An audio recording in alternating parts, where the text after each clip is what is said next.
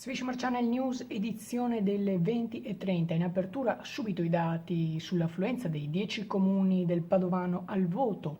Cominciamo da Borgo Veneto che alle 19 aveva un'affluenza del 43,11, Casalserugo del 53,27, Codevigo del 36,68, Galzignano Terme 36,80, Maserà di Padova 39,89, Megliadino San Vitale 42,62, Mestrino 38,42, Piave di Sacco 44,27, Solesino 48,29, chiude Villanova di Campo San Piero 46,66.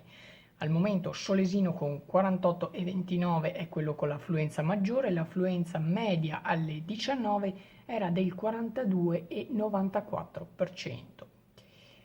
Torneremo più tardi alle ore 23 con uno speciale per parlare sempre di elezioni e dello spoglio.